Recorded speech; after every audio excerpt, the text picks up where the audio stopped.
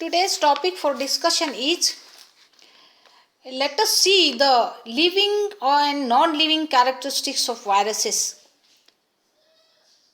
Viruses are very simple and most primitive organisms, and it is very difficult to assign to them any rank in the living kingdom, because it is also not easy to define the features of viruses within the accepted framework of living beings.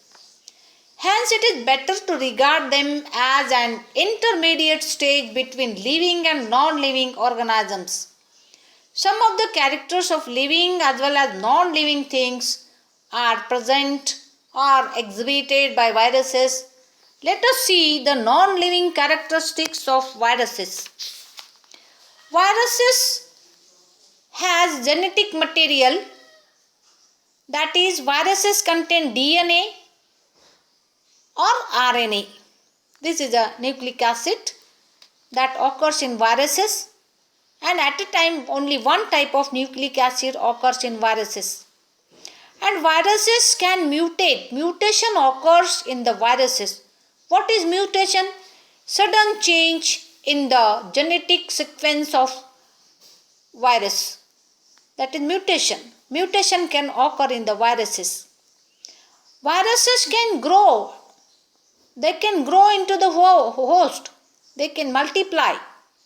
And viruses can be transmitted from one host to another. As we have seen several types of viral diseases in the plants as well as viral diseases in the animals and human beings. Recently, corona is transmitted from human being to human being. That means viruses can be transmitted from one host to another. And they are capable of multiplication within a host. Inside the host, after infection, they multiply into the host cell. And these are the obligate parasites. They require only living host plant for their multiplication. And viruses react to heat. Viruses react to radiation. Viruses give response to chemicals. And they show irritability. All these characters, these are the living characteristics of viruses. And the viruses bring about enzymatic change in vitro. Okay, they are able to infect and cause diseases to living beings. The viruses causes diseases to animals, viruses causes diseases to plants, and viruses also causes diseases to human beings. Example, corona. Coronavirus is transmitting from one human being to another. And this is the living characteristic of virus. And the DNA and protein of viruses, the viruses are made up of only two components, that is DNA and protein.